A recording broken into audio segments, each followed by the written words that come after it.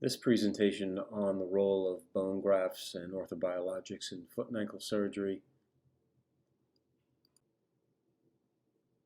a summary and a review from an essential review article in Foot and Ankle Orthopedics, August 2019. Arthrodesis procedures remain a gold standard in many cases of end-stage arthritis and avascular necrosis in the foot and ankle. And as we all know, fusion is not guaranteed, and when fusion does not occur, the results are poorer. Non-union can be multifactorial in nature. Some of the more common factors for non-union include smoking, alcohol use, diabetes, peripheral neuropathy, infection, avascular necrosis, history of an open fracture, and I would add patient noncompliance as well. A quick review of the main players involved with bony arthrodesis. Recall that osteogenic cells develop into osteoblasts and are located in the deeper layers of the periosteum and marrow. Osteoblasts form bone. They're located prototypically in the growing portions of bone, including the periosteum and endosteum.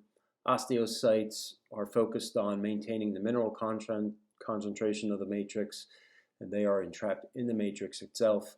The osteoclasts are responsible for bone resorption, and they're found at bone surfaces of old bones, injured bones, unneeded bone, etc. Historically, the three essential properties needed for bone healing include osteoinduction, osteoconduction, and osteogenesis.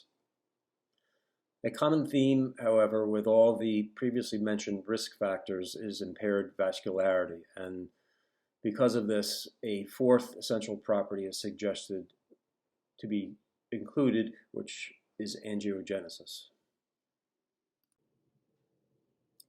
Osteoinduction is the ability to serve as a scaffold for the formation of new bone.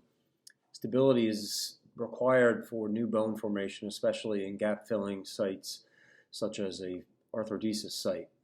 It's the scaffold onto which the osteoprogenitor cells attach. Osteoinduction is the property of encouraging new bone formation. An osteoinductive graft is a graft that releases pro-osteogenic factors into the host environment. These then induce mesenchymal stem cells and osteoprogenitor cells to become osteoblasts. There's a wide array of known pro-osteogenic cytokines and signaling molecules such as bone morphogenic protein, platelet-derived growth factor, TGF. Osteogenesis is the ability to form new bone. Osteogenic bone grafts have actual cellular elements within the bone capable of producing new bone. There's debate about which cell population this includes. Angiogenesis is the ability to form new blood vessels at the healing site. The idea of angiogenesis being one of the essential properties in bone healing is relatively new, and so there's no strict definition, but there has been some work that was posted in JBJS that shows that in the initial few weeks, angiogenesis may be the most important of the essential properties. So to review the different types of bone grafts, we'll start with autologous bone graft, which is historically considered to be the gold standard. It can be cortical, it can be cancellous, it can be cortical-cancellous, and most beneficially it is osteoconductive, inductive, osteogenic, and potentially angiogenic. It is typically found and used from the iliac crest, the tibia, and the calcaneus. There are some downsides to harvesting and utilizing autologous bone graft, including the quantity and the quality of the bone graft obtained, donor site morbidity, particularly at the iliac crest, infection, and continued pain at the harvest site are among the most common. Autologous bone graft, as previously mentioned, can come in cancellous, cortical, or combined fashions.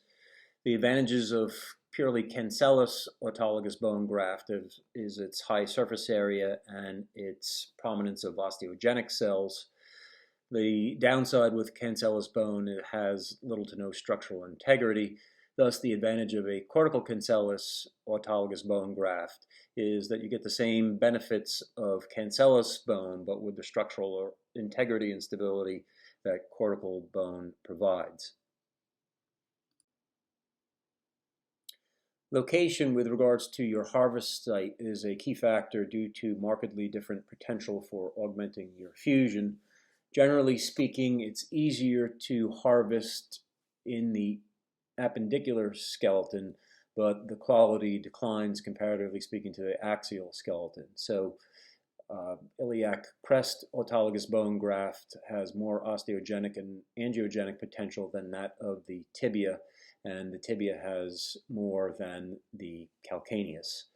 I typically harvest from the proximal tibia because I think it is more osteogenic and angiogenic than the distal tibia, and in most of my surgeries I prep out the entire leg from the knee down. The quality of the graft is also affected by increasing age, female sex, and associated medical comorbidities.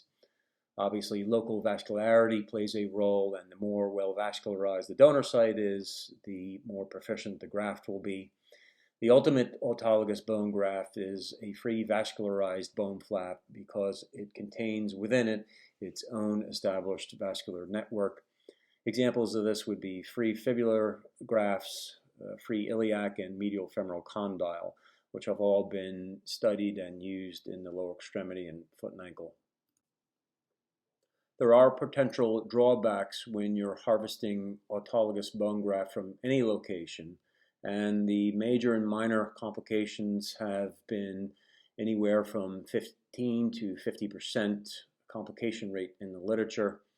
Specifically at the iliac crest, infection, lateral femoral cutaneous nerve injury, bowel injury, hernias, and prolonged pain and hematoma are considerations. Also, the amount of graft is a consideration. Large grafts that are 3 to 4 centimeters, can only be obtained from the iliac crest. There's obviously a diminished amount of quantity that one can harvest from the tibia and the calcaneus. Given some of the limitations and complications associated with the use of autologous bone grafts, synthetic bone grafts are available, which typically and unfortunately are only osteoconductive, but their synthetic nature allows for relatively low cost, wide availability, and they come in multiple forms such as pellets, putty, powder, and coatings. They're not as potent or reliable at ensuring arthrodesis or healing due to a lack of any osteogenic, osteoinductive, or angiogenic properties. Of the synthetic bone grafts, there are a couple different types. One of them is calcium sulfate, which is available in multiple forms, including liquid and malleable putties. The nature of the graft allows for sculpting and shaping into complex shapes and injecting into bone voids, which can be advantageous. The downside is that calcium sulfate can be resorbed in as little as 1 to 3 months, so that's often faster than new bone can be formed and can also therefore result in dead space and seroma formation.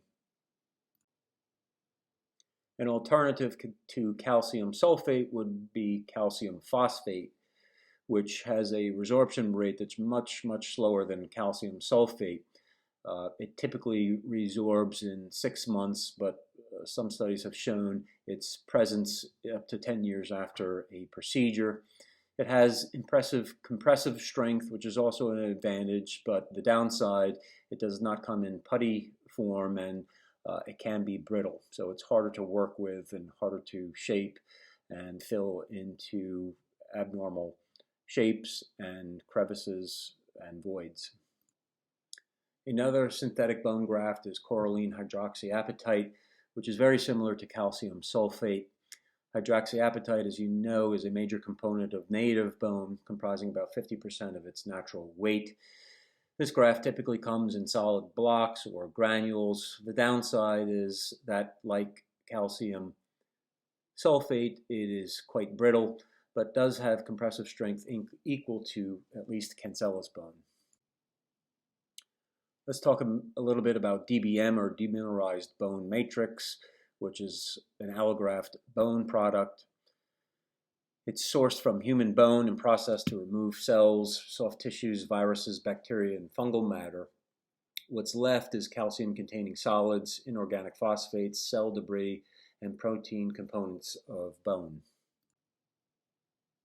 DBM is typically available in structured blocks, sheets, putty, pastes, and gels.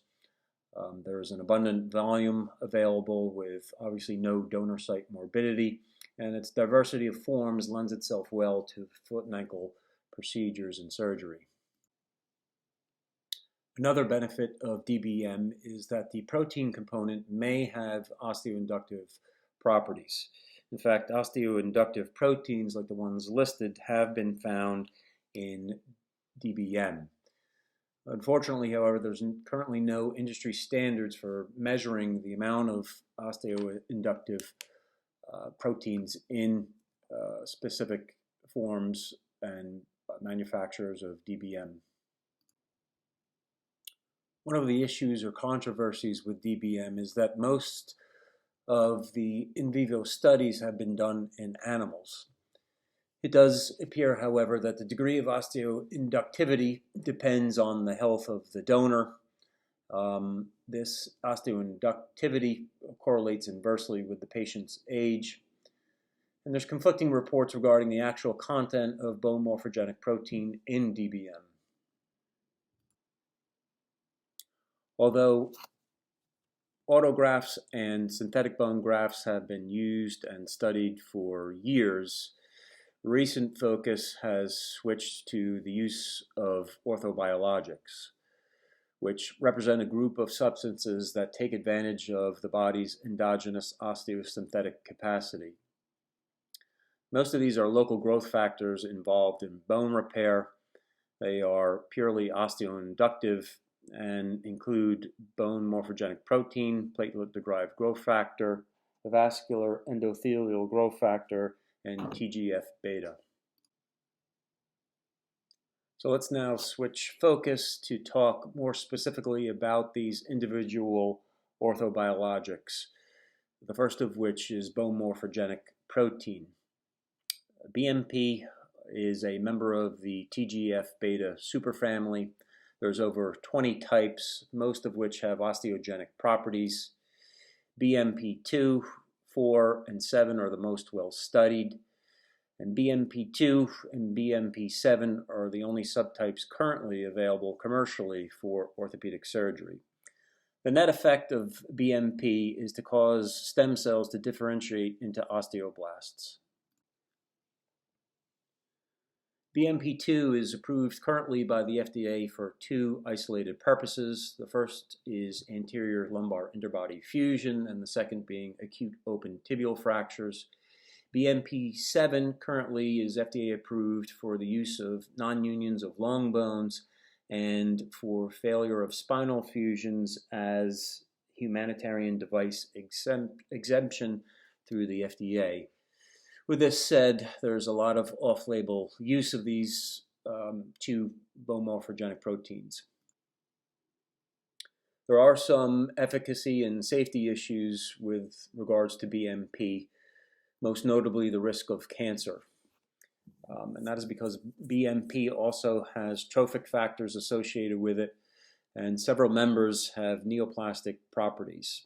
For example, BMP2 has shown to stimulate growth in prostate cancer, and BMP2 and BMP7 have also been shown to induce metastasis. There are, however, some reports and studies which have shown anti-cancer activities with these agents, which seem to inhibit metastasis, growth, and proliferation of some cancers. So the jury is still out regarding the actual risk of cancer regarding BMP. Let's move on and talk a little about platelet-derived growth factor, which is a potent modulator of inflammation and tissue repair. Of course, it's made and stored in platelets, and it's released in the acute phase of inflammation. Its primary influence on bone healing is early on in its promotion of chemotaxis of inflammatory cells, mitogenesis of mesenchymal stem cells, and angiogenesis. Because it doesn't have any osteoconductive properties, it's typically commercially packed with beta tricalcium phosphate to act as a scaffold. There have been some intriguing randomized controlled studies looking at platelet-derived growth factor versus allograft. Sheldon Lin, Judy Baumhauer, and Chris DiGiovanni have written several of them. And these studies have shown very comparable results with regards to quality of fusion and time to fusion using PDGF versus autograft. And of course, the advantage of using PDGF versus autograft would be that there is no donor site morbidity or issues.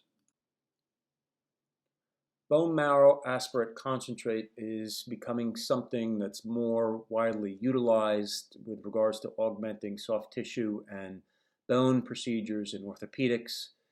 BMAC contains cells with osteogenic, osteoinductive, and angiogenic potential.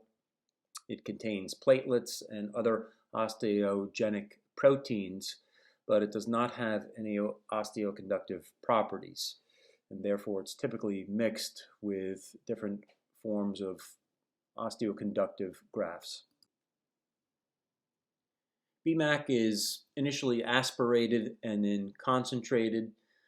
There are several vendors that have kits that are commercially available. Concentration phase seems to be the key to successful use of BMAC.